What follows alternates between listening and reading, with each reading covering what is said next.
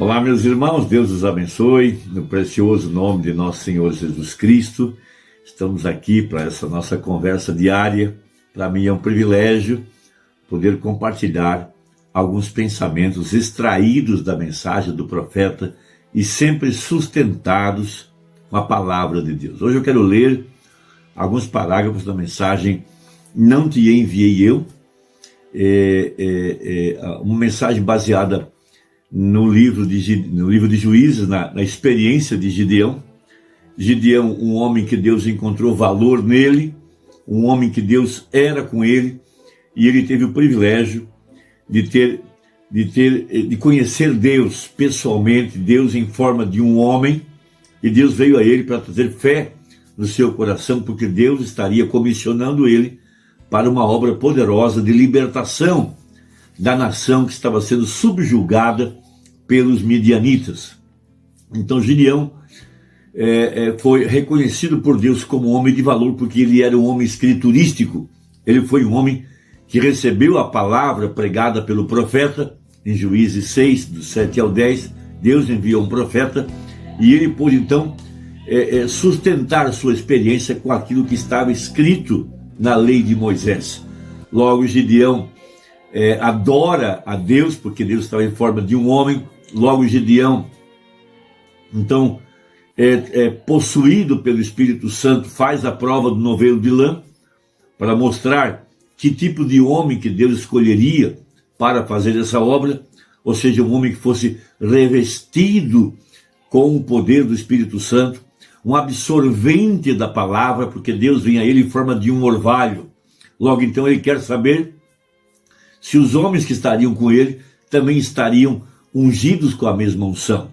E Deus, então, molhou a terra ao redor do novelo de lã. Depois, Deus, então, lhe dá as estratégias. Deus queria que ele seguisse a instrução do Espírito Santo.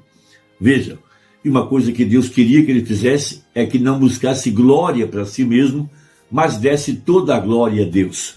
Então, ele começou a fazer uma separação, uma seleção. A mesma coisa está acontecendo agora.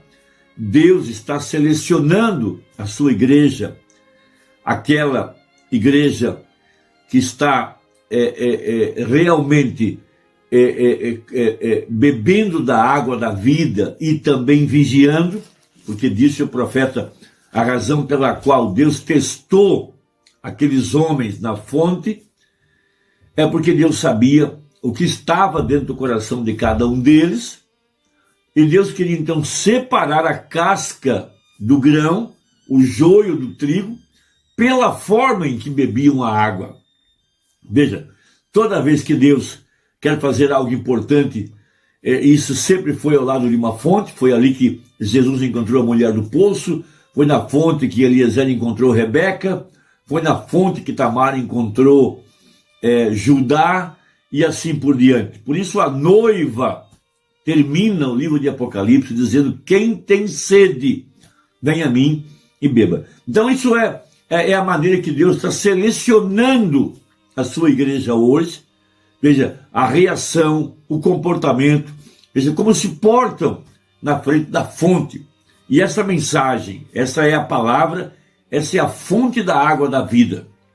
Então, Deus disse que aqueles homens que se inclinaram e se ajoelharam para beber a água, veja, eram pessoas inclinadas à idolatria.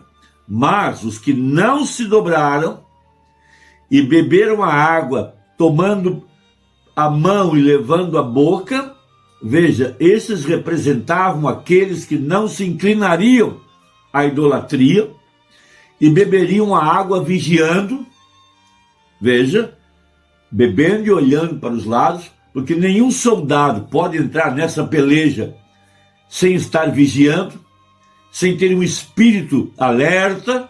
A exemplo de Neemias, que tinha uma espada na mão, na outra uma colher de pedreiro assentando tijolo para levantar o muro.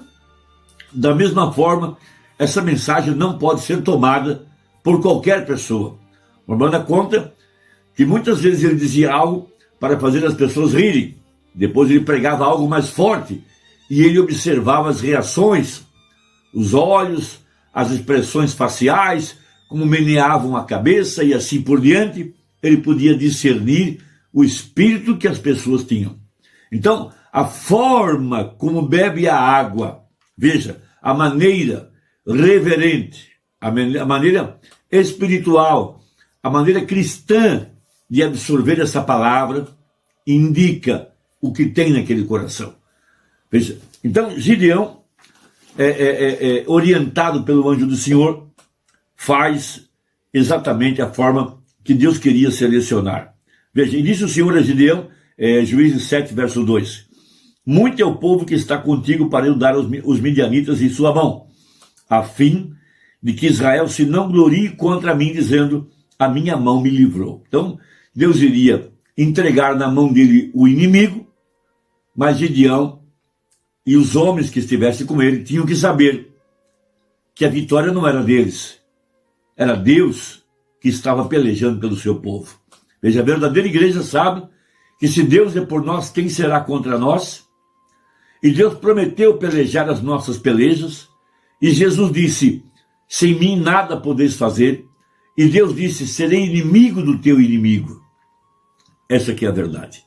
Veja, agora, pois, apregou aos ouvidos do povo, dizendo, quem for covarde e medroso, volte e vá-se apressadamente das montanhas de Gileade.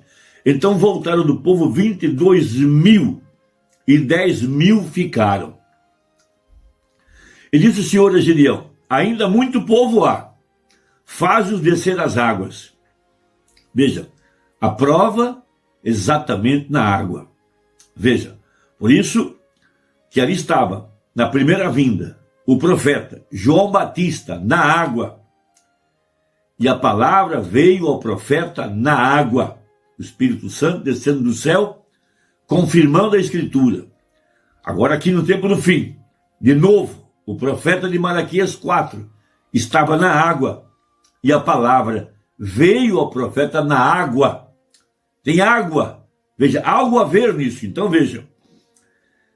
E ali tu os provarei. E será que aquele que eu te disser, este irá contigo, esse irá. Porém, todo aquele que eu te disser, esse não irá contigo, esse não irá. Veja, Deus sendo infinito, ele não está aprendendo. Ele conhece o fim desde o começo, e ele sabe como escolher, e ele sabe a quem escolher, e ele sabe se esse homem se colocaria de pé com a palavra ou não, ou se ele se comprometeria com a palavra. Então veja, e fez descer o povo às águas. Então o Senhor disse a Gideão, qualquer que lamber as águas com a língua, como as lame o cão, esse porás à parte. Como também a todo aquele que se abaixar de joelhos a beber. E foi o número dos que lamberam, levando a mão à boca, 300 homens. E todo o resto do povo se abaixou de joelhos a beber as águas. Então veja, um cão jamais beberá água deitado ou ajoelhado. Ele só bebe a água de pé. Um tipo perfeito do verdadeiro sentinela, que está bebendo a água, vigiando, olhando aos lados, olhando ao redor e recolhendo a água com as mãos. Primeiro, examinando, antes de beber, mas ao mesmo tempo vigiando. Disse o apóstolo São Paulo, examinando tudo, retendo o bem. Então, o profeta revela isso, que aqueles homens que se ajoelharam para beber a água não podiam ser alistados no exército celestial, porque ao se abaixarem para beber a água, não estariam vigiando.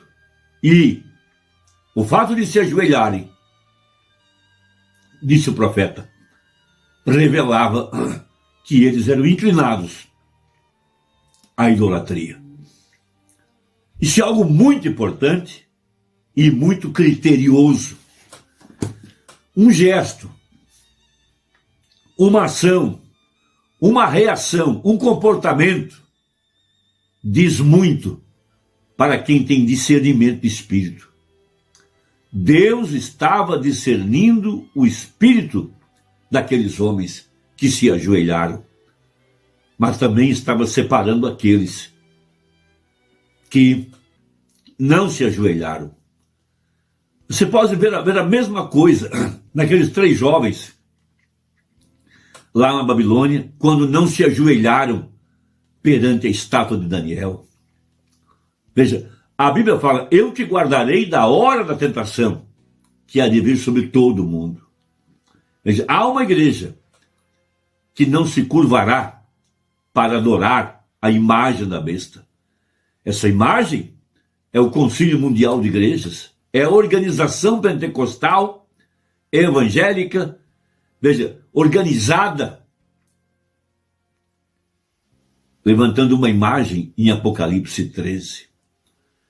Agora, tudo está ligado pela maneira como a pessoa recebe a palavra, a maneira como ela vigia o que está ao seu redor, vigia os falsos apóstolos, vigia a verdade da palavra, porque Deus está constantemente nos provando.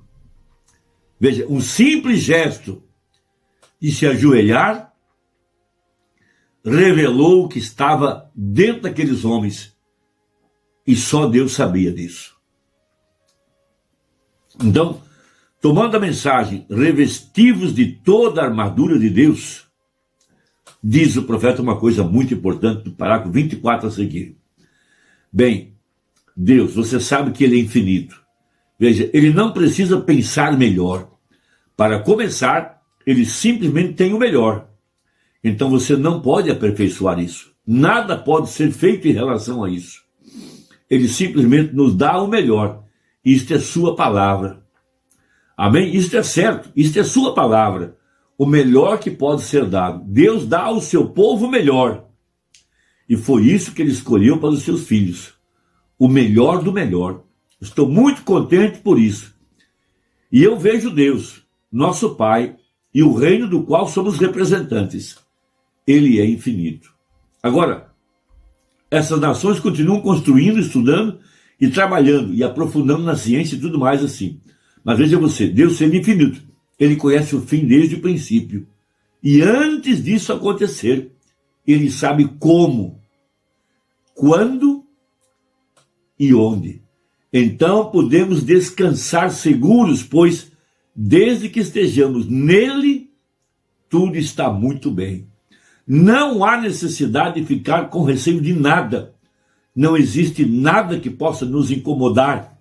Então estamos apenas descansando pacificamente como criancinhas e nada pode nos fazer mal. Então o Deus infinito, veja você, e essa é a razão pela qual crê em sua palavra. Você não crê? É porque aquela palavra é ele. No princípio era o verbo estava com Deus e o verbo era Deus. E o verbo foi feito carne e habitou no nosso meio. Agora, portanto, Deus sabia que ele mesmo não podia falhar, porque ele estava acima de Satanás. Então, ele simplesmente se entregou, sua palavra. Então, esta é a derrota. Agora, Deus não pode tomar uma decisão hoje e voltar amanhã e tomar uma outra decisão melhor, porque a sua primeira decisão é perfeita e ele nunca tem que mudá-la. Portanto, podemos descansar, seja no que for que Deus disser. E essa é a razão pela qual creio que a Bíblia é a palavra de Deus. Que Deus nos abençoe. Espero que você medite nisso e que possa tirar um proveito, pois essa é a pura palavra de Deus. Deus te abençoe e até a próxima, se Deus quiser, em nome de Jesus. Amém.